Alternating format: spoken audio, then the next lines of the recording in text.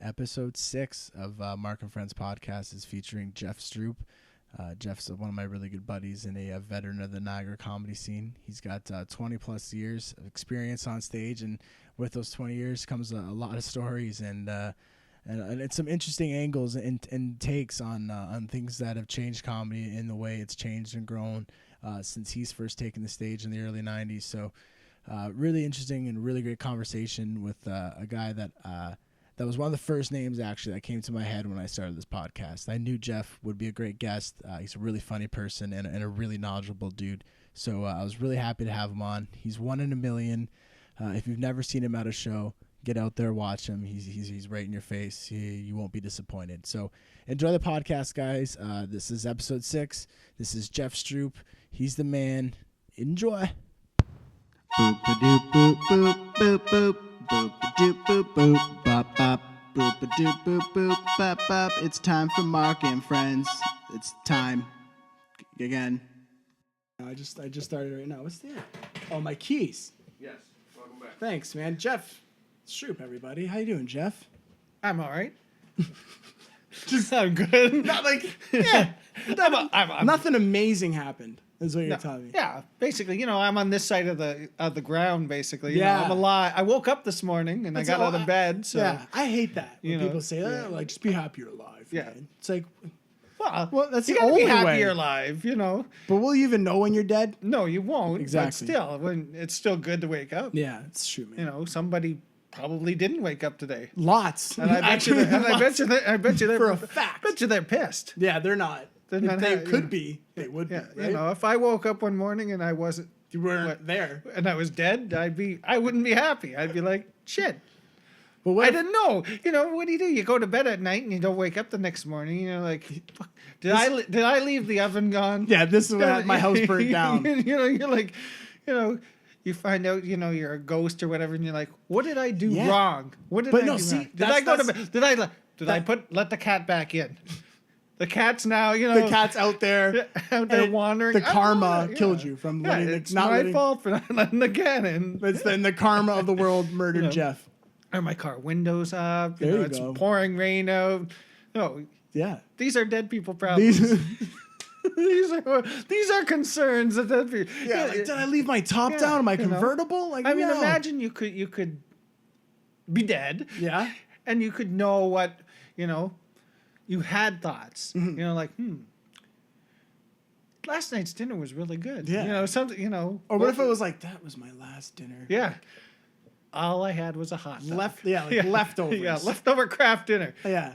If I'd known, I would have done something different. But my question, I always like asking people this. I just smashed the mic, sorry. But I always ask people this. Would you rather like live in heaven, like paradise, have everything you want, right? Like just so-called afterlife where it's just everything's perfect? Or would you rather be a ghost and just torment people forever? I think I'd rather not die. Of course. But it's Jeff. Option 2. You're going to die. I'm going for door number 3. You're paving your own way. Where you just immortality. I'm just not going to die. Be a god. Yeah, exactly. Just like Hercules. No. Jeff, you're Hercules. Or at least live. You got a Superman shirt on, I got to say. At least live till I'm like 200, 300. 200 years old. Now, that would be great. Be the first person outlive everybody. To the 2. You're like the 200 club. Yeah, you're like great grandkids are pissed off at you because when's this guy them, gonna die? Well, I want an inheritance. If you have like a ton of grandkids, you're gonna have like one of them's gonna be like something really cool, probably. Like you're gonna be proud of one. Exactly. Of them, right? Exactly. You live 200 years. You're gonna be proud of one of your offspring's bound it's to gonna do something good. right? They're not all gonna be screw ups. Like they might like graduate from something. No. They might graduate. Yeah, from something. Could get their diploma. One's a serial killer. Yeah, man. I mean, there's a chance, right? There is. But you would have, because if you're a great, you would have like hundreds, right? When you think of like a family tree, you would have hundreds of grandchildren. You'd probably have like 3 serial killers. You know what I mean? Like you could fit in 2.5. 2.5. One's like just kind of. One's borderline. One's like thinks about it. Yeah, one thinks about it a lot. Yeah, too much. One has a journal. Yeah. Oh, people with journals. I don't trust them. Even though I have like a book that I write all my jokes in. But if it's feelings, it's like, yeah, that's not a journal. That's jokes. You write feelings down. I talk about poo. Like, that's the only difference. Jeff, the first time I ever met you, I didn't meet you. You're actually on stage. Yeah. And you were screaming at children. Okay, you weren't like the bit was you screaming at children. Yes. Oh, I don't want to give the bit away, but like, just let the people. my soccer bit, yeah. Yeah. Actually, you actually have a couple bits where you're screaming at children. Not exactly. No, well, I scream a lot. I scream at chicken. No, chickens scream at chickens scream at me. I don't scream at chickens. There's that bit. I hallucinate and chickens scream at me. All those years of chicken catching. But you're very original. You're a very original comic and a very like you're just an original person like in general like. But you are the same person in life than that you are on stage, and like that is like that's the best thing. That, like that's a comic. I'm right? a silly person. I don't It's not a character. Too many people are serious, and I don't like to be serious. I'm that way with my kids. I'm like, you know what? Yeah. And I'll swear around my kids. Yeah. Because you know what the thing is, everybody, when you start, don't say that word. Yeah. Don't say that word. Then it becomes, that's when it becomes fun for kids to swear because it's like, I'm not supposed to say this. So if you take that away, then it's just a word. It's just another word, dude. It's and like that's the way I think you have to look at a lot of things, and like, you're an original person, and like it really translates well like through your comedy, man, and it's amazing. You're just this original. Jeffrey Stroop, man. Yeah. Like I am. There's only one. There's only one. It's that energy. I like to be upbeat, and the thing is, when it comes to comedy, For years, I'm not the best writer. I can't write very many jokes. But everyone has their own way. So I like to, if I can be loud, I can be, I can put on costumes. I did a show last weekend. I was on an all-female show last weekend. I was on and How was that? It was great, actually. It was pretty cool. It was ironic, right? Like just you being there was humorous in itself. Well, I put on a dress, so gosh, I put unbelievable.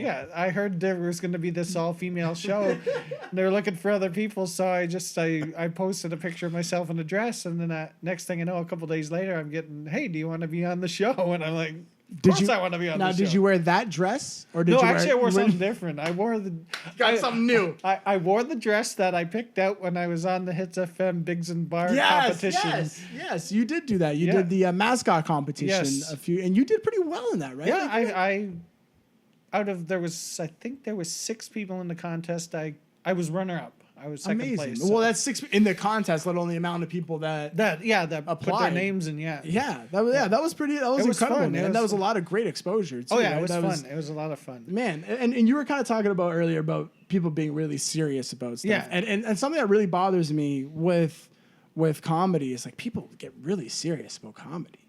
You know what I mean? And it's like, you're telling jokes at the end of the day, like you can love it, you can really appreciate it, you can look at it as an art, but it's just like you're telling jokes, and people get, and it's like I think people get too serious about too much, like and just in general, like just like, oh, there's a science to this, like there's this, and you got to do this to make people do. It's like nah, man, there's no science. It's like a rodeo out there. Like you don't know how long you're gonna stay on the bull. If it's gonna be a good ride, it's all up to the bull. Exactly. You have no control. Like you said, some people take it too serious. Some people think you tell a joke that, oh, well, somebody else has that, that's somebody else's joke. Yeah. And you're like, no, it's not. That actually happened to me. But there's only it's just like with anything, really. There's only so many subjects in the world that you can cover. Me and Levi were just talking about this. Exactly. You can, how many people do Tinder jokes? Oh, man. Every person I and know it's like the punchline, something about like swiping right or something. Yeah, so I say swipe right. Yeah, and then I'm like, I got a joke from about when I lost my virginity.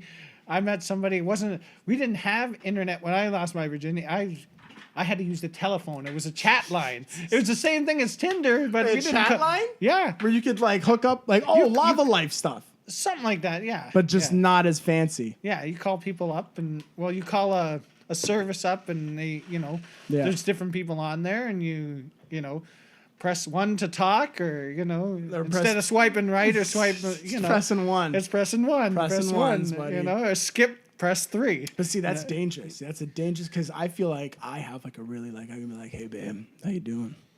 talk like really nice and stuff. Yeah. You know, like I don't even Well, know. that's Probably, you know, but I do not look like that. I'm like, oh, that's him. Yeah. That's how he talks. That's definitely That's horrible. that was definitely at least. Why is he sweating? At least with the internet dating, Yeah. if they post a picture that's not them when you meet them, you're like, well, that ain't. You lie. That was not, That's a lie. You That's know, like starting the but relationship people, off with a lie. It is. On a chat line, they'd be like, okay, I'm 5'3", 119 pounds. See, I don't know what that looks like. I don't know if that's good or not. I'm medium build. Levi just knows instantly. Just has the hand calculations out. It's about the It's that. Like it's 5'3". What's 120? Shoulders about that wide. So that's small. 120 small. Yeah, it's a tiny. It's like being a petite little. Like I'm a tiny. But it could be. But the thing is, then you find out that it's not proportioned, and it's 120, but it's in the ass. Well, it's not. Yeah. Then that's. I mean, every once in a while, you know.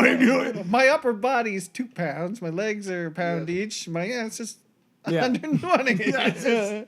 What? Yeah, I got that Kardashian. And you get a medium build. I used to like that when they would say medium build. What's medium build? Yeah, what's a medium? Yeah. I'm just right. And then you meet them. I'm exactly what you need. Yeah. Not more, not less. You're like, that's a medium. I'm just because I just instantly go to like cup sizes, as in like McDonald's cup sizes, like small, medium, large. Like I don't know how to treat that. Yeah, American. Yeah. I don't know how that translates into gulp, people. I'm a medium. Like double shirts. gulp. Because like I don't even know I don't know what girl sizes are, man. Yeah. They start at like a 3 or something, or like start at 0 and go up to. But then they have small, medium, and large. But then they do that stuff. They switch it up. Generic branding will be small, medium, and large. When you get fitted, you know what I mean? You pick up a dress coat. It says it's a medium, but it's not measured to you. Right? The same thing with girls' dresses. So it'd be the same thing. Just a generic brand, small, medium, or large. Extra large. That's what they should say on their profile. When you get fitted, your pants. I'm a small, medium. I'm a small. I'm all of them. I get really fat and really skinny all the time. I'm 3 extra large. Okay, yeah. But I do that. I fluctuate. My weight fluctuates. Yeah. I bought I spent a lot of money on 2 suits yesterday, just because I feel like I'm not looking. I feel like I'm gonna die soon, and I just want to look really good when I'm dead. No, but I'm thinking like, man, what happens if you get like fat? Like I'm not thinking I'll lose more. I'm not like, what if you lose more weight? It's like you're gonna get fat, and then you're gonna just waste all this money. Yeah, like and it just sucks, man. Like, cause I fluctuate so much, man. I feel like I just wish, just keep doing that. Just keep doing that stuff. But no, Jeff, how long have you been doing comedy for, man? Like this September. How many days? How many days? Like I don't put it in years or months or weeks. Dog years? Yeah, dog years. It will be divided by 7. No, just in years. 100 and something in 100 dog years. This September is 21 years. 21 years, man. And like, what have you seen in comedy change over this 21 years? I've seen everything. No, but what have you seen, like? Because I've seen some stuff, man. Because when I watch, like, if you watch a Dane Cook special or watch like a special from like the early 2000s, like 10 years ago, it doesn't translate. Like some shit, you're like, that's not funny. Yeah. But like when you watched it all those years ago, it was funny. Do you know what I mean? So like, have you seen that in comic? Like, have you seen like things change and, I'm sure I have. attitudes? Definitely, one thing that has changed is the ability of having smoking in bars really changed for me. Changed kind of the feel of like when you're in an actual comedy club. Yeah. I mean, I remember being on the stage and you'd look out and I mean, comedy clubs when that's where I started. Yeah. We didn't have the. The every little bar.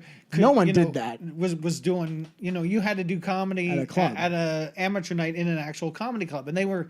Some of them, the Yuck Yucks in Hamilton it was great. You'd go down. It was like in the basement.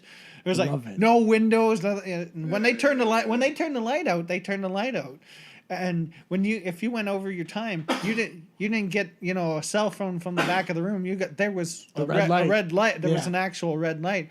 But you'd be on the stage and you'd see the tables would have candles on them, and you'd see the smoke, billowing around the candles, And because there's something about like that basement, dark, smoky, that just comedy fits in there somehow. And the comedians, you'd see a comedian up there for like it's like counterculture. You'd see a comedian headlining doing 45 minutes to an hour or whatever. The stool wasn't there to put your notes because you don't know what you're doing. That was to put the ashtray so you could have a cigarette, That's the only cigarette and your drink. Yeah. That's what it was there. That was your little table. Yeah. That's pretty much what it was. Well, people use it still. Yeah, people still use it for you put your water down, you put your beer down. I don't because I forget whatever I put on it. I'll forget. I promise, man. Watch.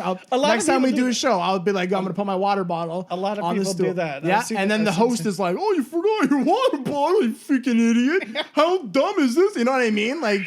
They don't say that, but just like there's something weird about you just doing. Like if you do really well, you get off. It's like, oh, you forgot your water bottle. It's like you're instantly just lost all your credit. Yeah, you've just gained in this crowd. You're just like an idiot again. Just some rambling goofball that forgets things. But yeah, so like you've been around for so many years and you've seen a lot of changes. So like smoking to you is one that it was a neat. Yeah, it's like because the atmosphere really affected it was kind of the atmosphere of it. And that's something that you won't see again because they're not going to bring you're not going to be allowed to smoke in bars anymore. Yeah, and like everyone knows, like atmosphere is a pretty critical thing, right? Mm-hmm. For everything, right? Like you can have amazing food, but if the restaurant looks like it's full of spiders, and then you don't want to eat there. No, exactly. You don't want to eat that. That's crap. Oh, man, so that was a big change. And then when it started going into bars and like into the open mics and getting more out of the clubs, what did you see it change at all, or did you in a positive? Did it get better? Did it get worse? Did it get more watered down almost? Because like, I don't know. It's definitely different. When comedy clubs, people come for comedy. Yes. Bars. Yes. You're now on people's territory. Tuesday night. Me and my buddies go to the bar, and now all of a sudden some jackass wants to make me laugh. I don't want to. Dude. I'm here for a beer. I'm not here. Yeah, man. Well, I'm not here to listen to you babbling on, watching the game, bro. Yeah. And like the best is like people always. They're like, oh, you get in front of like a large crowd of people and talk. That's like, no, man, large crowds aren't scary. No, they're not. The 12 people that you're doing comedy for that did not come there for comedy, that came there to watch the game, that we turned off on them before we started the show, that's scary. Yeah. Do comedy for those 12 angry drunks who just want to watch Monday Night Football, but you turned off. You're in a motel bar, in a motel on Lundy's Lane on Monday night with some British host and a giraffe. But yeah, no, that's always been the big thing people would say to me. Oh, you must like when have a small crowd. No, I hate having a small crowd. No. Because when you have a large crowd, even if you're not the funniest person, if you got 200 people and they're all listening, that's the key. They have to all be listening. Because I've done shows for 300 or more people and they're not listening. And that's a disaster. I'd rather do 20 people, a show for 20 people that are listening. Yeah. If everyone's listening, it's so much easier. In a couple hundred people, you're likely to find somebody that's going to find you funny. Yes. In a crowd of 10 people, they may not. You make a reference to something obscure. It's the numbers. It is the numbers, man. It is the and I feel like when it's a large crowd, and people are laughing, people just naturally want to be a part of that. Yeah, right? other people start laughing too. You get right into it, right? Like. Yeah. Especially when you get like people, you want to be a part of the laughter, and it's just like there's not you want to join it's contagious. Especially when you get someone like exactly you don't even it's someone like Joelle who comes out to all our shows. Dude, and she's got that laugh. She's got that laugh, and if shout out Joelle, if you get her laughing, you're good. Yeah. You're good because everybody loves that laugh and they just start going too. Who was that guy that used to be at Vapor Trail? Is it? Dude, that was awesome, man. You would just get that. White Gandhi. White Gandhi. What's his? Is he Puff Dog though? Is like that? So that's so that's what he calls. That's his own name, man. Is he a rapper? An old man rapper? No. But yeah, laughter definitely is contagious, and you get that one person laughing, and you're good. Yeah. So how many you started 21 years ago, 1994. Was that where? No, 95? 95. Yeah. I'm so dumb. Yep, September 1995. So 95, you're doing comedy. Your first time. Yeah. Where are you going? First night you're doing comedy. First show. Yeah. Well, it all started. Well, basically, what happened? The whole reason I'd been wanting to do comedy for a while, and the whole reason I ended up going into it was I was in a relationship with a girl for 5.5 years, my first girlfriend, and she broke up with me, and I was like, I was destroyed. And, I needed something to, get my mind off of this. And I saw this, it used to be called Pulse Niagara. It was like a free... the newspaper? Free newspaper, entertainment newspaper. And I saw Yuck Yucks was doing a contest, an amateur contest, search for... In Niagara Falls or in Hamilton? It was it used to be across from the Minolta Tower. Yeah. And they were doing the contest, search for funniest new comedian. And I was like, I'd been wanting to try it. So I'm like, I'll put, I think it was 3 to 5 minutes or something you had. It wasn't a very long time. Although, your first time doing comedy, 3 minutes feels I like... It's a half a year. And so I just went up there and I completely read it. I didn't read it off the paper, but I might as well have had... I might as well have had it on the paper because I did word for word, and it was... It wasn't really a disaster. I got a few laughs, but Mark Matthews, who hosted, he was running it at that time. He was the manager at the time. Yeah. He was hosting, and he referred to me. I sat on the stage with the mic in the stand. I didn't take the mic out. I didn't do anything. I sat on the stool and I pretty much rocked back and forth. And Mark Matthews referred to me as our friend on Quaaludes. So it was, and actually, that's how old this is. I remember Quaaludes were still relevant. I remember my first joke. Those haven't even been around my whole life. Yeah, I actually remember the first joke Your first joke, you remember it?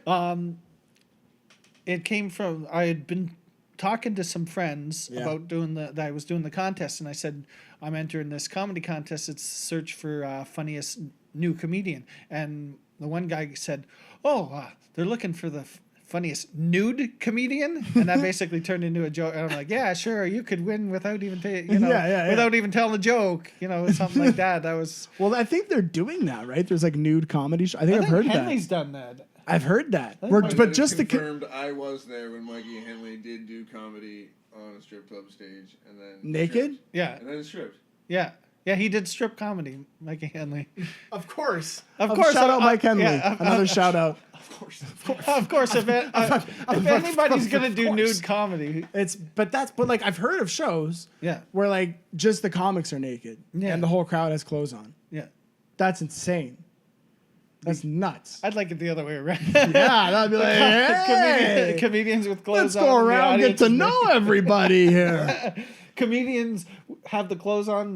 The audience is naked. That would be great. That's the way to do it, man. A nude audience. Yeah. Nude audience. Yeah. There's a whole new dress code for you.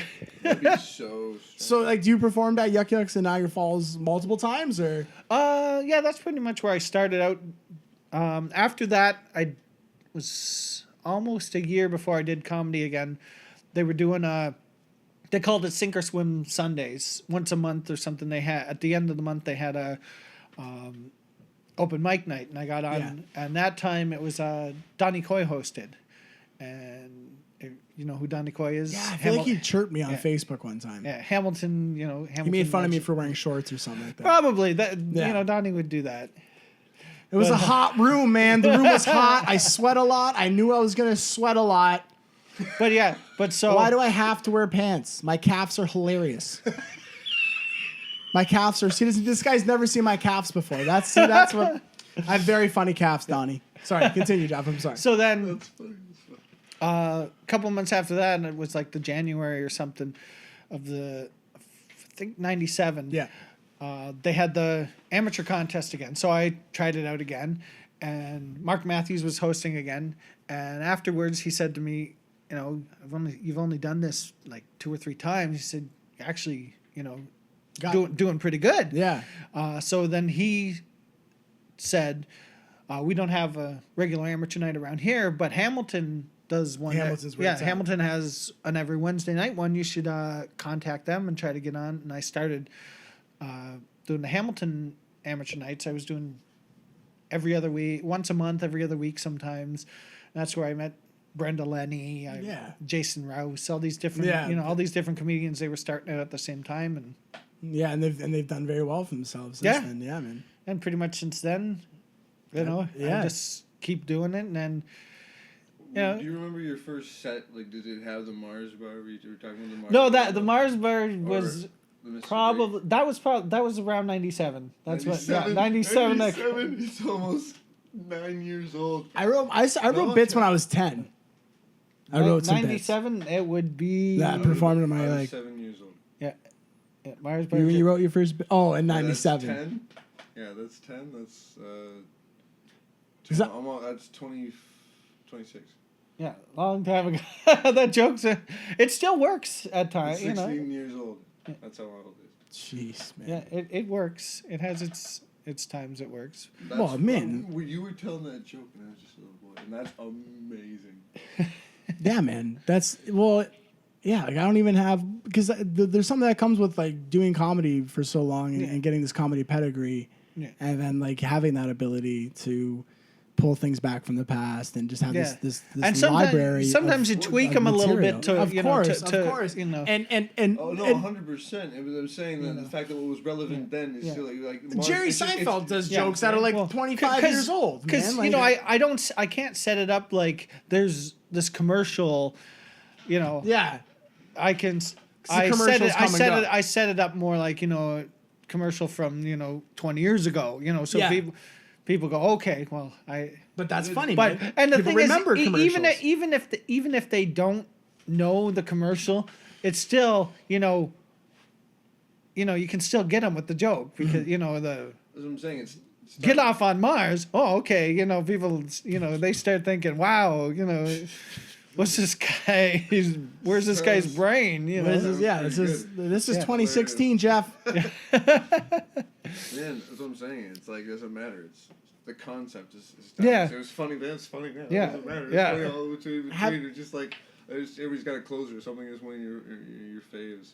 You're just like, after you're done telling it, you're like, I'm so glad. It feels so good. Oh yeah, man. That's one of my favorite jokes to tell.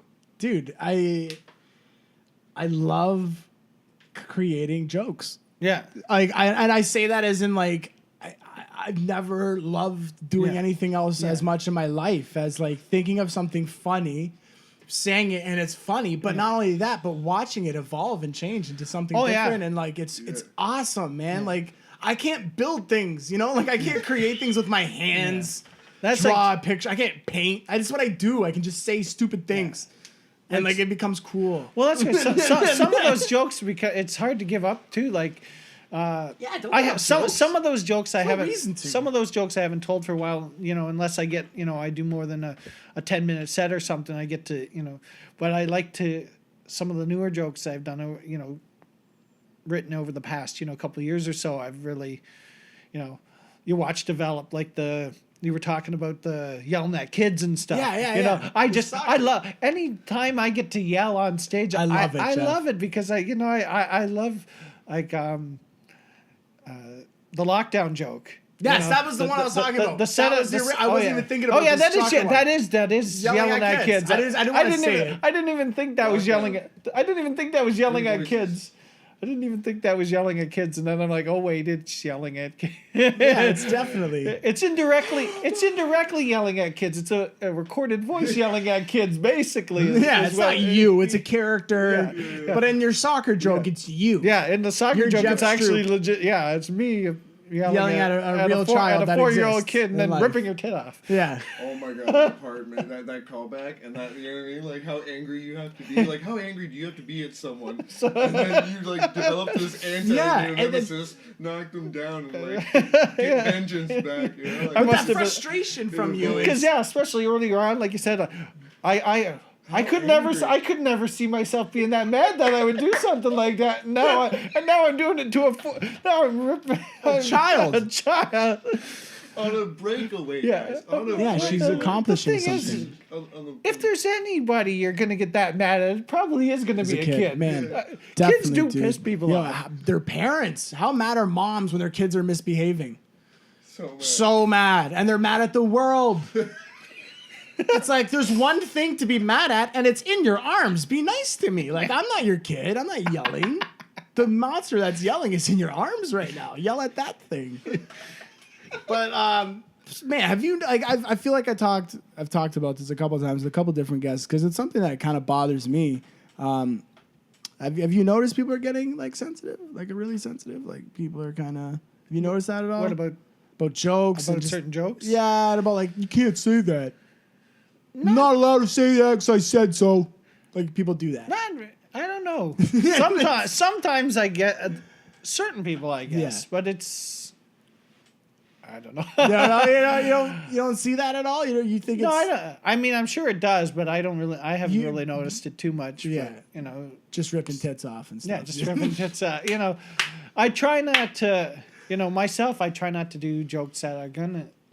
Because you don't know. You tell it. Yeah, well, you never I don't want to offend anybody. Like that's the person I am. Like I would never if I offend somebody, I feel horrible because I don't want to do that to you. No, I was hoping that we could laugh about it. That's what what I mean. Like my intent was that we'd both go, haha. Because I've had a few stories that I involving say my dad or my daughter or something that it's through a different view, but pointing out like maybe. Prejudice or something that, but it's not prejudice. It's just how if certain people heard that statement, they would think that it's taking things out of context. Exactly, really. It's completely taken out of context. It's kind of like that's the issue. Trying to my youngest daughter. This I didn't really know how to turn it into a proper joke, but my one daughter, my youngest, she was going to school and she was having a birthday party.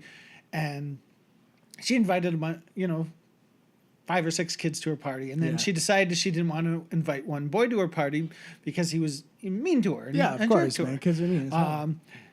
Happened that he was a black boy. But what happened was after school that day, she decided that she wasn't going to invite him because he was mean to her. And that she said, you know what, I was thinking about maybe I should have invited him. Yeah. Okay, but then her follow-up line to that was, but if I invite him, then I have to invite all of them. Is how she said it. And in your mind, you're like, whoa! That's what I was. That's what I was thinking because I knew the boy she was talking about was black, and I'm like thinking, where does this come from? That's not how it works. That's not how it works. No. But what she meant was if she invited after she's invited, if she's added another person to the list, she's got to add everybody else in the class now. Yeah. But how she said it wasn't that I have to invite. You took all of the class. I have to invite all of them. Yeah. So it was. In a way, I guess I was because. And that's goes with the context, and that's just this is the way I see the world. Yeah. So this is the way I'm gonna take what you say. So when she says them, she's referring to class. Everybody else who wants to get into the party. Everybody else who also wants to come. Yeah, and I've talked about this on stage before, and it's something that really bothers me as a person, and it's that people have become terrible at birthday parties. Remember when we were kids, how amazing birthday parties were? No, they're better when you're a kid. Dude. There's so much. They suck now. It's like, what are we gonna do? Let's go get drunk at my house, pay money for some random guy to drive us somewhere else to get drunk, and then get mad and go home or something. You know what I mean? Like it's like that's a terrible. Yeah. Let's go bowling. I want a little fun bag out. My daughter had a birthday today. We just had a birthday party today. And how much fun did she have? Great. The best. She went to she's done McDonald's quite a few times, but today those were good. They knew what they're doing over there, man. And she went to the public swimming pool. There we you go. We got a couple of pizzas, and she had a couple of friends come, and pops. It was like, all you gotta do here's some summertime birthdays great. My oldest daughter, her birthday's in the winter, so it's like outdoor birthday parties not unless you're going skiing or something. That's and then you don't want to take creative. You don't want to take like 8-year-olds skiing or something. Just have a bunch of like sunny bonos on your hand. You're like, oh, sorry, she broke her leg, but here's her kid bag. Here's your kid bag. She can't use the right side of her body anymore. You signed the waiver. You signed that napkin, lady. Well, I think there was one time, I can't remember what they were doing for the birthday party, but I believe there was like you had to sign a paper. What? They were taking them somewhere that in cube vans? Curling. Curling. I think. Okay. They fell on the ice. On ice. Or something. Yeah. But I'm not sending my daughter to a birthday party Rebecca's where I gotta sign a waiver. If your child gets injured or dies, you can't sue us. My next birthday, I'm gonna have it at the movies, man. I'm gonna rent out that room. We're gonna get that room at that room at the table at the movies? We're getting that for my birthday. We're doing it. Popcorn. Yeah, we're doing it. They have that piece of paper on there where you can draw with the crayons. See? I'll bring my own crayons. I'm a grown-up. I can bring my own crayons now.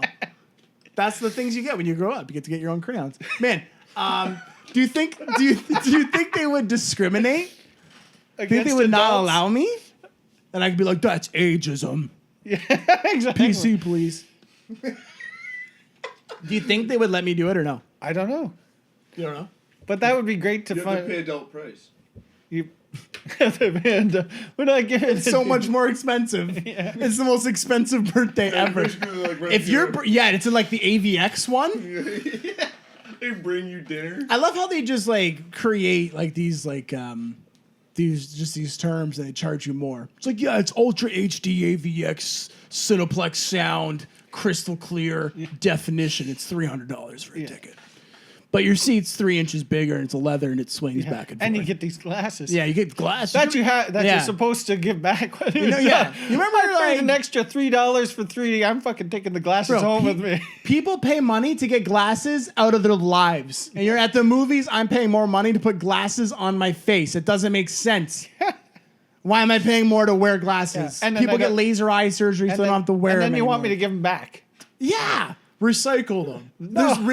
There's a recycling plant somewhere where they're just recycling these 3D glasses. It's just one. It's just a guy with a rag going, yeah. just back in the bag. There's spit on them. It's your job to just spin them out in a big like sift. They all like in a funnel. One after another. There's just bottles of water next to the spitters because they gotta like keep hydrated the whole time. I worked like 40 hours last week. I can barely talk. There's a team of them, not just one guy. It's one guy. I've been here for 25 years. I have no saliva. Yeah. I haven't spit since the Reagan era. Hey, I've been spitting on 3D glasses since they were red and blue. None of this sunglasses looking shit. They made 3D glasses cool. Yeah. How terrible. Well, like 3D glasses were always cool because they're 3D glasses. Yeah. That's amazing. But like, they made them look like sunglasses now, you know? I wear sunglasses sometimes in my car. You know, I don't recycle them. Those are mine. I think people with glasses don't like the fact that you have to put on glasses. They're like, I have glasses. I have to put these glasses on top of my glasses. I was thinking about this one day. And I think they should just give them like stickers and they just put the stickers on top of the regular glasses.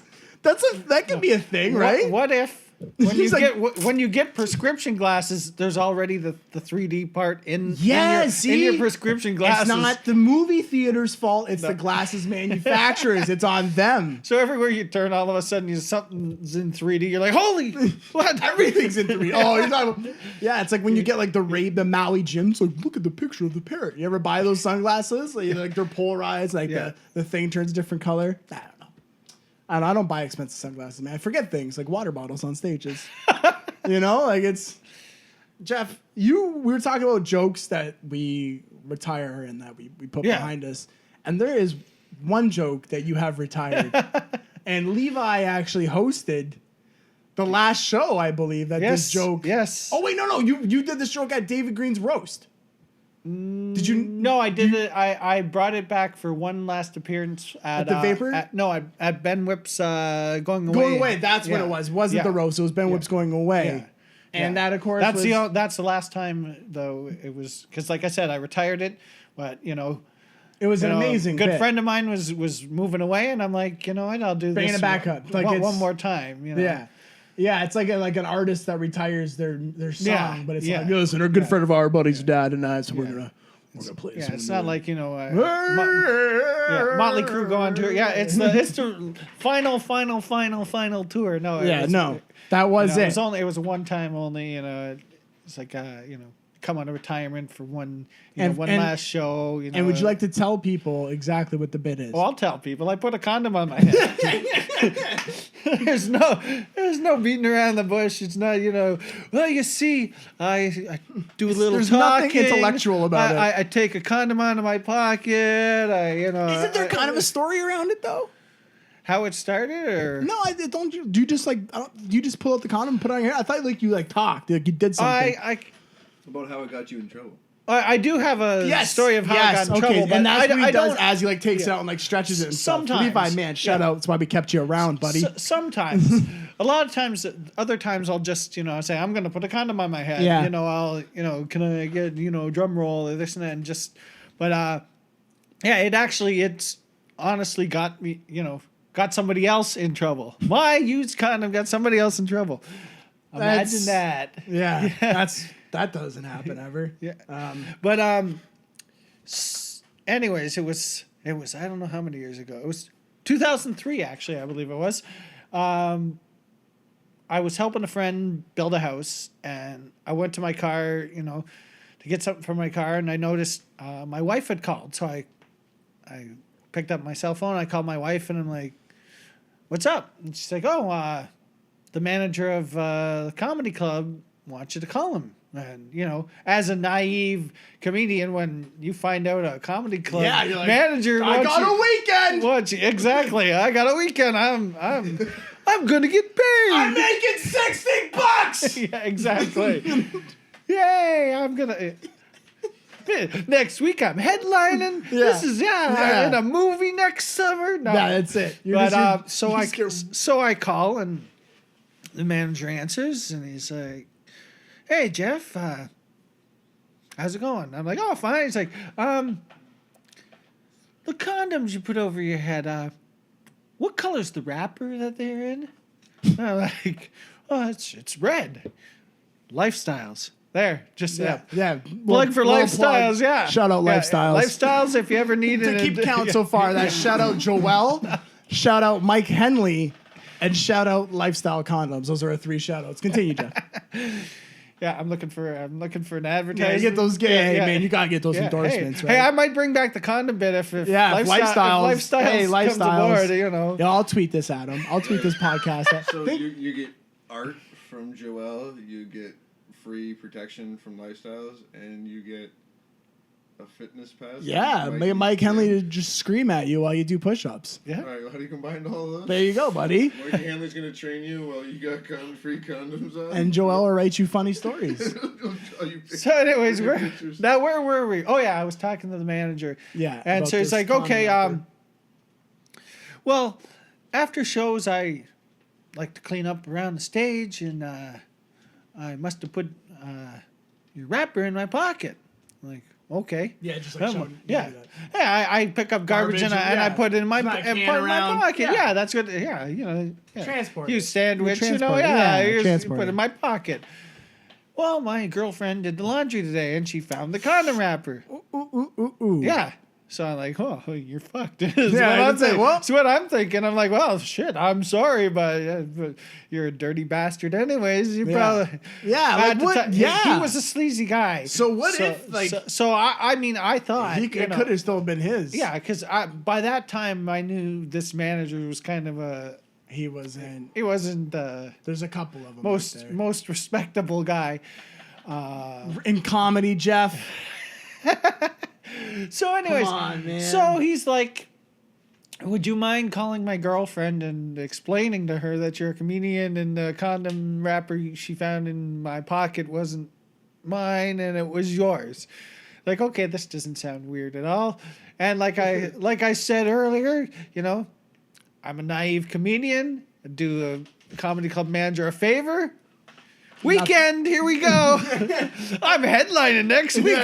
You're my bitch now. I got you out of this. Should I get an agent? Yeah. When's a good time for me to get an agent? Yeah. I'm like, you're my bitch now. I got you out of trouble, This is my club. I'm just going to work out material here. So I call, not going to do my good stuff. Not having any idea what I'm going to say to somebody on, how odd is this going to sound? How many people are getting calls every day from a guy saying your boyfriend, the condom. So I do this bit. Your boyfriend, the condom you found in your boyfriend's pocket. I got there's an episode of more. There's an episode of more you want to see. Yeah. You see, or Jerry. No, Jerry. See, I told it's a bring out Jeff. Yeah. Let's bring him out. Come on. Yeah, I do this bit. I don't care. Shut up. I love him. You don't know me. I put condoms on my head. Shut up. I'll do what I want. It's like Cartman. Oh exactly. My gosh, you should get the condom bit on Jerry Springer. That's a genius. That would be right. Jerry, there's no way in hell that show's still on. Oh, it is. Dude, you're telling me Jerry's filming episodes. As far as I know he was still on. How about Steve Wilkos? Is his show still on? Is Steve Wilkos' show? I believe so. Steve! Remember how we just started screaming Steve? Or like when somebody presses somebody, Steve! They just go, Steve! Man, how is that show on at 3:00? Like, you know what I mean? Like, it wasn't late at night. I'd come home from school and be like, Steve! Then just be like, people screaming for Jerry and this crazy bald security guy named Steve. I love how they kept the ties on when their shirts were off for the lapel mics. That's one of the classiest touches of the Springer Show. So now where was I in this? But sorry, okay. Whoa, we got. I'm so sorry. So I wait, Jerry Springer. Yeah. How do we get to Jerry? Was with the condom. Yeah. So you're on the phone with this guy's girlfriend. Well, I'm calling, and it's ringing, calling, and it's ringing. And answering machine picks up. Now I have two choices. Oh my God. I have the difficult choice. Call back, or leave a message. Oh, that I Jeff. Already don't want to. Jeff. Well, I go for the message, obviously. Good call. I don't want to. I'm like, I'll call you back. I got something to tell you. I'll call you back. No, I leave a message. Stammering through the whole thing, like, you don't know me, and I don't know you, but your boyfriend had a condom wrapper in his pocket, and I'm a comedian, and whoa, And I put a condom over my head in my act. I must have left the wrapper, and he must have picked it up.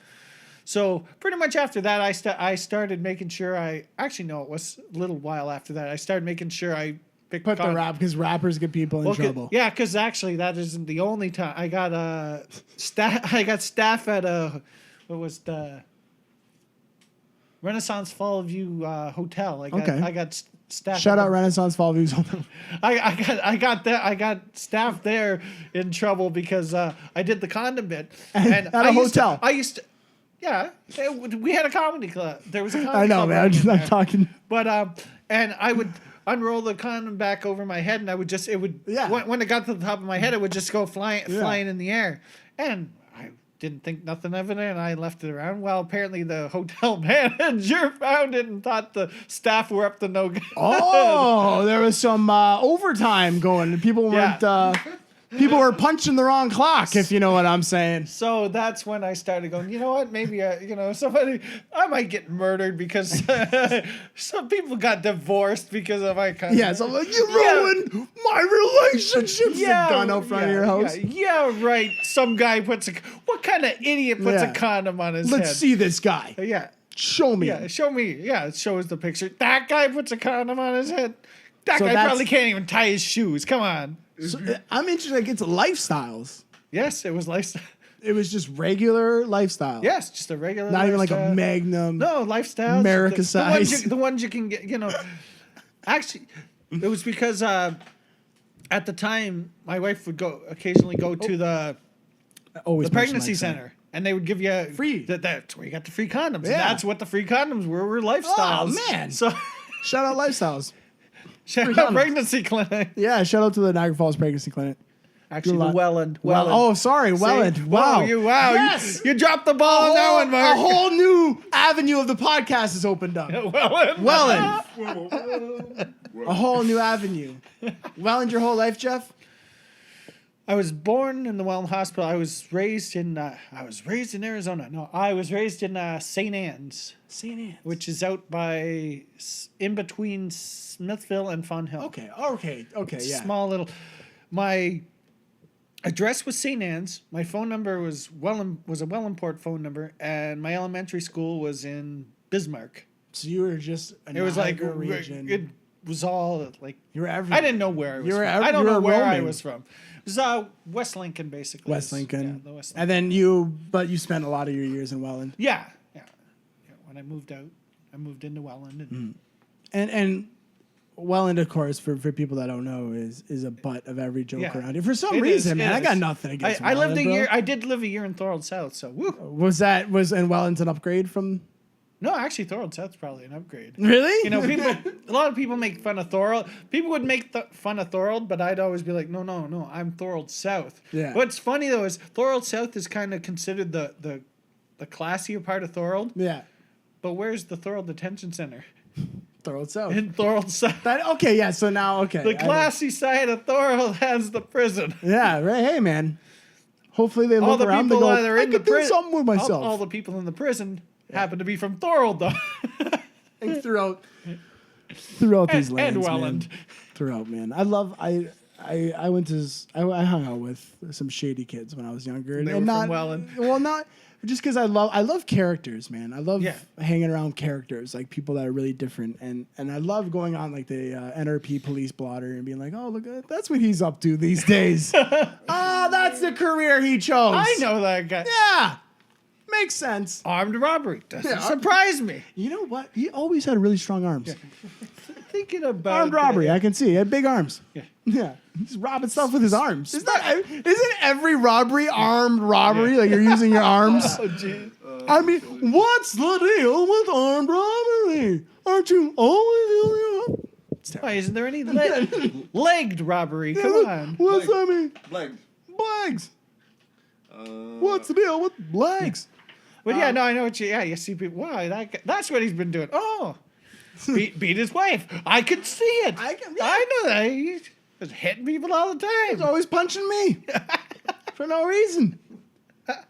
Yeah, like that was always a thing. Like when like little kids were crappy to you, you always like, oh, it was me. Like I did. It was like, no, those kids suck. Like they were the ones. You know what I mean? I was like literally just thinking about that a few days ago. Like I always try and like teach myself lessons. You know, like this is a life lesson, Mark. You know, like do you ever just like that's what you must do. Yeah. Yeah. Teach myself. Grow. I think that's called growing, Mark. It's called living and learning life. Like, you guys do this thing where like you think. You guys ever reflect on stuff? You have to learn somewhere. Yeah, right? man. Drink a 2-4 in 20 minutes. You'll learn. Don't do that again. You'll learn. Yeah, you'll learn a lesson. What's the biggest lesson you've learned in stand-up? Oh, damn. Latch on to an English guy. Yeah, latch on an English guy that does a lot of shows. That does a lot of shows. Don't leave condoms lying around. Don't leave. Yeah, well, I guess don't leave condoms around. Yeah, that's the no. David Green. I'm not sure. I have learned. That's the other lesson. Screw David Green, and then. Well, yeah, that might get you places. Yeah. Just so you like talking about me like that on your podcast every episode. That wasn't even good. Every episode. What does the matter with you? David Green does not sound like this. Ah, man. No, but what have I learned? Lots. It's a lot. Get as much stage time and, do it. And just, be nice, get to know the other comics, be friends with people, Dude, that was... I mean, back when I first started, even like 10 years ago, or just before I met David, like back in like 2008 or whatever. The connection between, comics. Like I had a few, the Romeo brothers, Ron Romeo. Yep. A couple others, but really there was only, there was maybe half a dozen guys doing comedy in Niagara, and we didn't, go to Hamilton very often. I was doing maybe one show a month, 2 shows a month. You weren't communicating very much.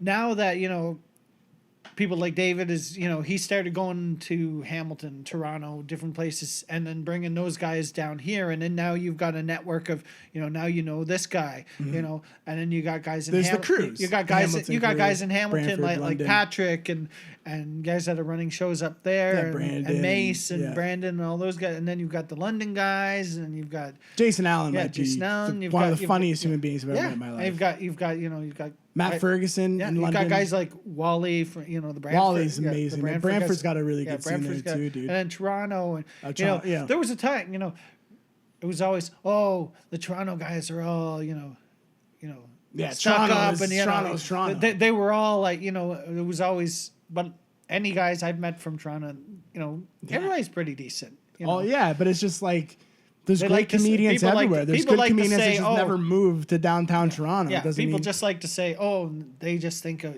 they're concerned about them. Yeah. But who's not? You want to, if you want to be a comedian, you're gonna think about, you're gonna be out for you. You're gonna think about other, helping build that. Yeah, because it's a weird. You want to build competitive. There's a competitive nature between comics, and there's also a camaraderie. Yeah, definitely. Now it's like a balance. Like years ago, I would have said definitely, but a competitive in the best way possible. Like years ago, I would have said it was for each other. It's opposite of what it was years ago, I think. And how much has that improved? Like a ton. Everybody, like everybody that comes down from London or Brantford or Toronto or Hamilton, they're all like, we're all friends. Everybody, we get along. Everybody wants to see. Dude, that's like... I love when I see guys come down from Hamilton. I'm like, You go to shows to hang out with people, and then you got to like get taken away from these people for 10 minutes to do a set, and you come back and it's like, I got to go do that thing we're all here for. Yeah. I'll be right back. You know what I mean? Like, I love like looking at a list and seeing names. Like, you see, like, Michael Moses. You're like, yo, Moses. Like, yo, yeah, there's this name. Black Zeus. Like, I like... yeah, man. Like you said, Brandon just talk about Matt Franco, like another guy. Great guy. Yeah. So, man, there's so many great comics. And they're just... I can't believe how many of those guys' bits, like, I know. And I can recite. And we've talked about this... Like, knowing that you... like on other podcasts. So many of those... Dude, I think about other people's jokes in my head, and it just brings me so much joy in my life, man. Yeah. And like, I'm so happy that I go to these shows to be exposed to this humor, man. Like, it's awesome, dude. I love seeing like 100%. And I love seeing this scene. I really feel like the scene's growing. Like, I'm very new to this, but I feel like I've seen it grow. And you get to see you get to see guys develop too, which is awesome. Like, you can watch, all the HBO specials and Comedy Network specials that you want. But it's cool to see the finished product. You won't get to see guys that start where they started. So many guys I've watched improve. Like you were just saying, Matt Franco. That's a guy. I've seen. That guy's a killer. He's getting that guy crushes. I mean, that guy is getting so much better. Every time I see him, I'm like, wow, you've gotten so much improvement. Man. And I like to see that because you see one guy. And you haven't seen him for a while, and then you're like, "Wow, where'd that come from? Where's that been? Like, dude, that's the whole thing, right? Because it's like, okay, it's cool. That's a really nice car over there. That car is beautiful, but it's like you would have even more appreciation for that car if you saw all the work that went into creating that. And it makes everybody better too. You want to be better too. Like I was talking, 10, 15 years ago, there were pretty good, comedians in the Niagara region amateur, but now it's like it's just like sometimes they talk about like with hockey and stuff. Yeah. 20 years ago, 30 years ago, there was 2 or 3 really like Gretzky would just run the league. Incredible players, but now everybody's like at a Gretzky level, at a superstar level. It's not superstars have to be super. But that's the way I look at amateur. Dude, I don't even call it. Why amateur. Even call it amateur? You can. Most of these guys are beyond hard amateur. workers, man. They work hard and they don't get paid for it. And they're driving from London to Hamilton, from Hamilton to Niagara Falls to Toronto, and they're driving around for no money just to do it do it. And not to mention that, but like no social life outside. Like you're leaving all night, like you're gone maybe 2 nights. Oh, I know. You're like it's unbelievable, man. It makes me be like, wow, I gotta. Well, I know I've done a couple times with David, gone up to London, and that's 2 hours, over that's 2 hours, drive, 2 hours out of your, well, technically 4. You're on the road 4 hours. 2 hours there, 2 hours back. Go to Ajax. 2 hours there, 2 hours back, and then like 2 hours sitting around, waiting for your time to go up and doing your time. At least 2 hours, like if you're lucky. That's why. I mean, I don't get out to those far shows as much as I'd like to, but I mean, like I respect any of those guys, like you said, Jason Allen or guys that do from the London area that come down here, and stay till the end of the show, stay till like 11:30 at night, and then they got to drive 2 hours back. And I'm leaving. I'm leaving before them. I got to work at 10. I'm like, I don't want. I wouldn't want to have to drive 2 hours. I want to go to bed. That's dedication, and that's what's gonna make these guys, the best, the next, the best in the world. Yeah, exactly, man. And it's I don't know.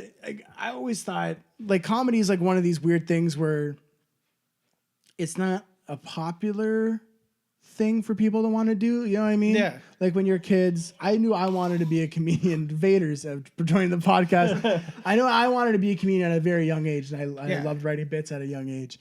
But like every other kid wanted to be a hockey player, a baseball player. Yeah. So like when we do comedy, you get in this community and you just meet all these people. They're like, these people are just like me, man. Yeah. Like, this is like, like I wish I had these. And like you see, I know May started really well when he was really young. And there's a couple of comedians now, and there's one in Hamilton that's like 14, I think. Yeah. Josh, very good comedian, and he's really young, and like that's amazing that he at that age recognizes like, and May's too at that age to be like, I'm gonna go do this because. I don't know when I was that age. The quality of jokes Mace was even writing then was amazing. Like I've known the difference between being afraid of germs and being afraid of Germans. You're afraid of germs. In my day, we were afraid of Germans. Just the quality of some of his bits, and you're like, wow, this guy. I remember from of Mace. Mace is a great funny guy. Oh yeah. Yeah, shout out Mace. He doesn't need a shout out from us though. We're like. Like what is he? Mace doesn't need Mark. Not at all. Nobody needs me. Nobody needs Mark. My mom's even like, take it or leave it. Yeah. I mean, he's nice. I got to pay for him to eat and live, so the extra money would be all right. I mean, paychecks would be a little bit bigger, I guess. Amazing, Jeff, buddy. Well, thank you very much for joining me. No problem. Thanks for having me. I really appreciate it, dude. If people want to look you up or stuff, you're just on Facebook, Jeff Stroop. Yeah. Jeff, is it Jeff Ree? I think it's Jeff Ree Stroop on Facebook. Yeah, but there's also I have a page. You have a page, Jeff Stroop. Just Jeff Stroop. All right. Look, do you have Twitter at all? Are you on? On the yes, game? it's I don't go on. Yeah, so often. Don't follow Jeff on Twitter. At Stroopified, I believe it is. I like that. Yeah. You should use that for all your handles, Stroopified. I do for the. Do you have Instagram? Email. No, I don't. No. At stroopified@gmail.com? No, .ca. You got a gmail.ca? No, hotmail.ca. No, but I believe I do have stroopified@gmail. You got them all. You got them. You got to keep them covered. Well, it used to be. I used to use Stroop. There it is. That was another one. There you go. Stroopified. But Stroop. There it is really nice, but it's really long. Actually, no. Stroopified. It might. Is it? Yeah, Stroopified. I think is. I really don't know what my Twitter is. It's either Stroopified or Stroop. On Facebook. Or Find Jeff on Facebook. Stroopid. Because I use those both Stroopid, Stroopified. It is. We didn't talk about this whole time, and what we should have talked about, because we talked about David Green so many times, and we'll plug this in quick, is Live on Queen with David Green. You're the co-host, right? The Andy Richter. Yeah, or I prefer Ed McMahon.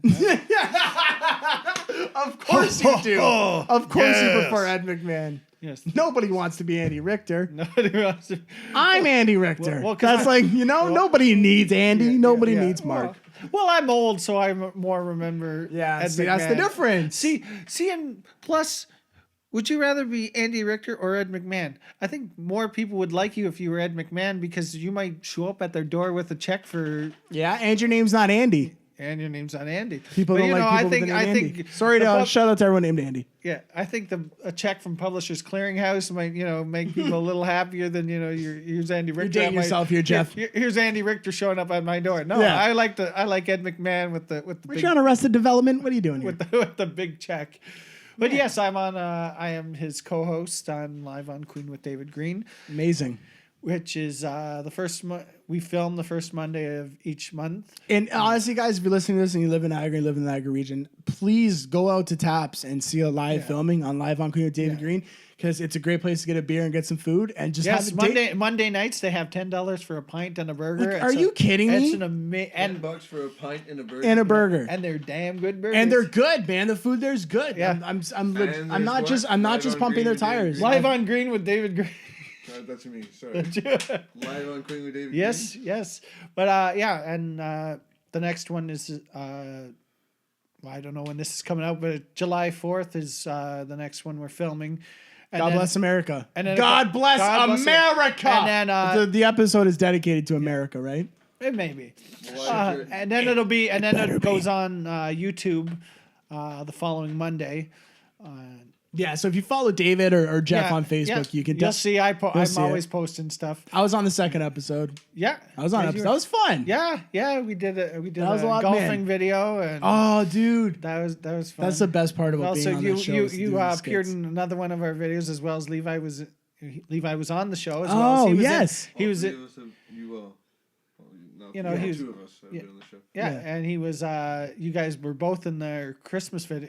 That was so much fun, man. I heard that went over really well at the show. Oh yeah, it was fun. That was so much. I love filming things. I loved your little Santa refugee video. That's still one. Oh my god! That was so awesome. That was still one of my favorites. I think the thing I realized that was a mockery, right? Oh yeah, a mockery of a tragedy.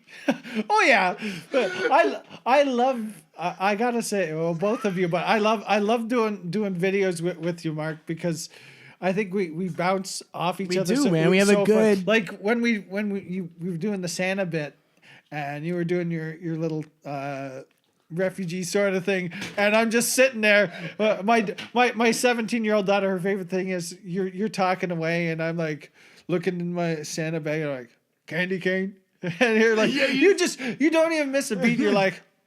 That's okay, Santa. And then I'm like, it's not like you're gonna need that. Candy cane, and you're like, oh no, Santa, you better keep that. You're gonna need that. And it's just like that was really good. If he kept filming, I would have kept saying he should have I would have said candy cane.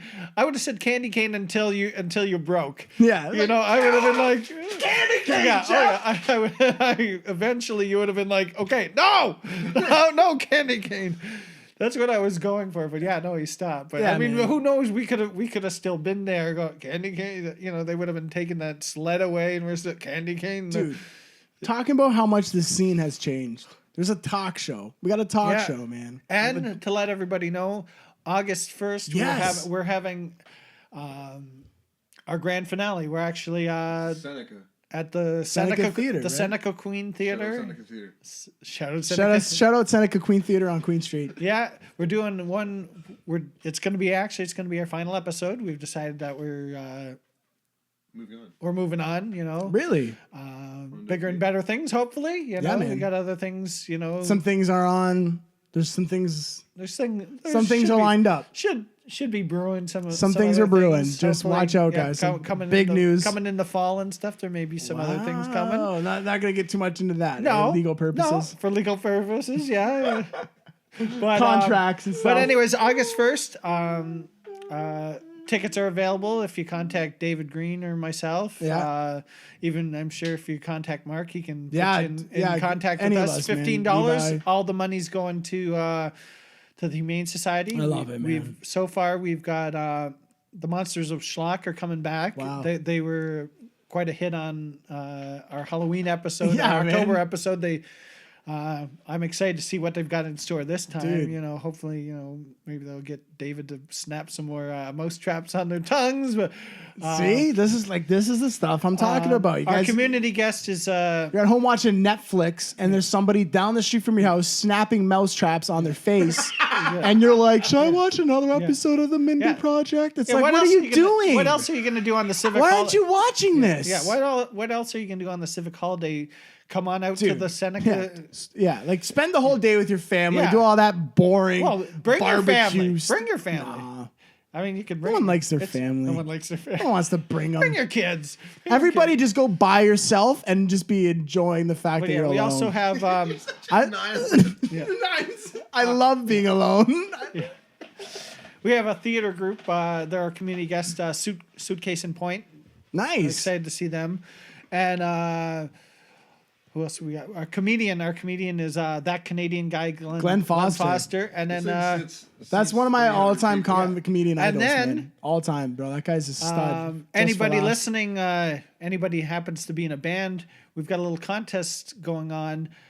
July 24th, we're going to be having a contest. We are looking for a band, local band to perform. Guys. At the show. There it is, man. So any viewers, anybody with that's in a little bit of a band, anyone of any age, just anybody that's playing music, that's talented, Even if you're not talented, just try. Give it a try. You never know. I'm entering. Yeah, you're gonna do it. Yeah, I'm trying. Jeff, you could easily win, man. Don't even joke. I've done enough songs on this show. Yeah, I think that's actually the reason. I think we're getting rid of the show is David's tired of my stupid songs. Yeah. And plus, we've discussed it, and I think too many more of those intros that I do, and I may not. Who knows? This next one might be my last. Yeah. I don't know we were talking about my energy earlier. The energy I give in that intro is, I'm like pretty much tired for the rest of the show. I've like tired myself. Yeah, I've tired myself. Go on YouTube and just type in "Live on Queen" with David Green, and you guys have we have a lot of videos. A ton. Not only full episodes, but the skits. We did extras and stuff. Up there? There's 6 episodes from the first season and 4 episodes from season 2 so far. Yeah, then we've got our Comic-Con video. We've got those are hilarious, man. David's Comic-Con video from last year. We've got talking to tourists. We had you guys do so much. You guys put a lot of work in this show, man. Yeah. It's awesome, dude. Oh, yeah. But it's nice that you have YouTube and you have a channel to put it all up on and have something there. It's fun. And it's one of those things. Because it continues to live on, right? It's one of those things, another experience that, I never had in comedy.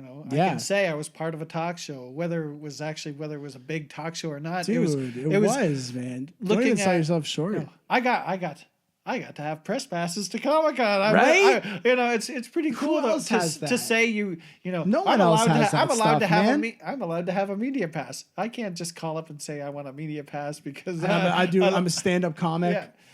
But you bring a British guy with you. And we've got exactly. And we went up to the top of the Skyline Tower.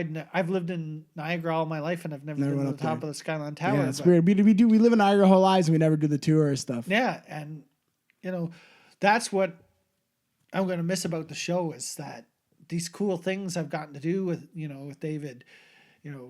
We went to Springlicious. We've done Comic-Con. I'd never been to Comic-Con, and I got to go this year, and check things out.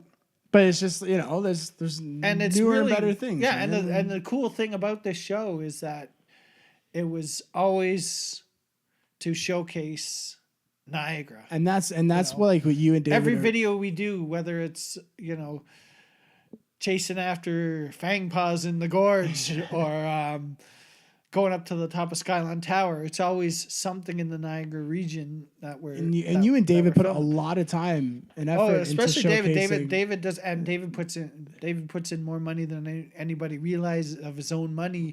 I can't even begin to get into what I owe David and what this community owes David. Oh yeah, and David is just like one of those guys that just it means a lot to me and what everything he's done especially like and you as well. It's just like me being this young comic. Yeah. And all you guys, Levi and all the guys in the scene, that you guys just kind of took me in, and I was just this kid that was kind of showing up every once in a while. And then now I feel like I'm kind of like a part of you guys. Well, that's the comedy scene. We're like, one of us. Yeah, man. And I love that camaraderie, bro. And me and David, I think it was me and Adam who talked about it when Adam was on the podcast about. I feel like rather than shunning people that we don't like, we're just like, yeah, you can come party with us until you fade out. This isn't fun anymore. Yeah. I'm like, yeah, because you're not that good. Yeah, you don't like us. You know what I mean? But that's just what, like, your local town, you pick up something and dry it out. Heck, I got my parents to enroll me in hockey. Like, you're not going to like it, Levi. I'm like, no, just let's do it. Yeah. No, and it's just, you did. You'll like hockey. You did, like... You try something out, it's not for No, it's good. Everybody, everybody brings something to the table, too. Everybody has different, styles. We all have different qualities to us, and I think the big thing that I like about everybody is, when you're hanging out with people, we're real with each other. Yeah. Like, like Levi. I know I can see, he's zany, he's this, but he can also be, Levi. He can...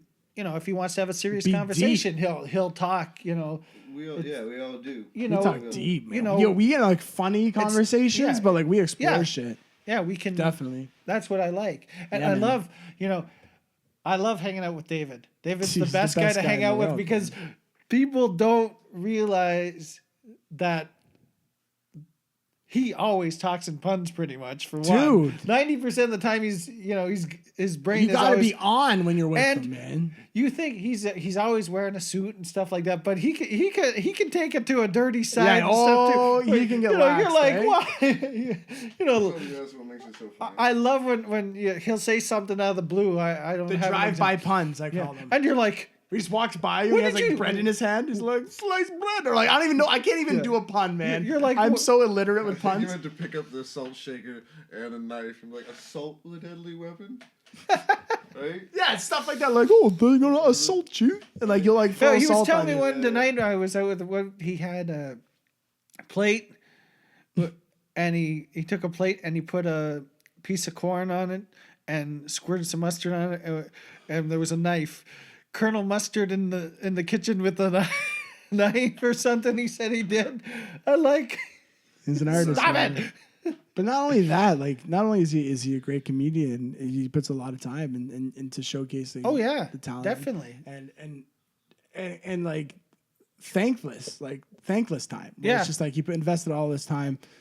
And I don't think he gets recognized enough. So shout out David Green. Shout out David Green every show, even if we don't shout him out. There's a shout out. Infinity. Between the lines. David Green, shout out Infinity. Shout out. All the different notes we hit along the way, there's always a green stripe. There's a green. You just, at the end of every episode, you have a tag at the end of every episode that says, shout out to David Green. You should have a button or something. Yeah, just like shout out David Green. Shout out David Green. Amazing, Jeff. Well, thanks a lot for coming on, man. No I really appreciate it. So, Live on Queen with David Green, YouTube, Facebook, get on there, watch it. Check it out. It's so awesome, and it's Niagara artists and politicians, and it's freaking hilarious. Don't watch episode 2. Watch episode 2. Oh, that's what I was on, right? Was I episode 2 for season 1? I believe you were. Yeah, I didn't. Episode 1 was Oren. Yes. Then there was you. Then there was Mark Matthews. Then either way, don't watch my Monsters episode. of Schlock. No. Then there was Levi, and then Alex Kazam. That was the comedic guests for the first season. Yeah. Yeah. Watch the Levi episode where he falls on the ground, where he it's amazing. Where he jumps up and kicks the sign off the desk. Episode. That's the first time the sign ever fell off the desk when you did your jump up. Was that the only time, or did it fall off? Oh no, it's fallen off a couple times. Well, he has the sign held up with tacks, and yes, at first it was only 4 tacks. The budget has improved, and we're up to 8 tacks, I believe now. Nice. Shout out Pain TV. I'm hoping for the finale that we could be up to maybe as much as a dozen tacks. It's the final. I'll bring some tacks down. I'll bring you tacks. I'll donate some tacks for you guys. I appreciate it, Jeff. I appreciate you coming down here and hopping on. Jeff Stroop, Facebook. But seriously, guys, check out Live on Queen with David Green. And thanks a lot, Jeff. And Levi, thanks for hanging around, man. You haven't been home yet. What? You haven't been. How was the last time you were home? Like months ago. Too long. Months. It's like you're on this pilgrimage. Just doing a double podcast in a row. Double podcasts. And amazing. honestly, with the Stroopers, the script is in process. The creative minds. There will be. The Gorge. There will be a movie. There's a movie coming out. We're all trying. It's going to be interesting. I would love to get. I would love to sit on a writing session. Yeah. All right. Let's go. Shut off the mics and let's do this. Let's get this going sometime. Well, I'm gonna bring Levi home soon because even as much as he wants to hang out with me this whole time, I feel like people just want to go home. You know, you feel like Levi needs to go home. My girlfriend wants me to go. Just please go home. Well, everyone listening to this podcast right now, no matter where you are in the world, just go home. Just go home. Just stop what you're doing. Yeah. Just go home. Even if you're at home, go outside and then go home. If you're on your way to work, go home. Turn around. What are you doing? What are you doing right now? I'm at home. Listen to this on your way home. All right. Yeah. Oh, yeah. If you're on your way home already, nice.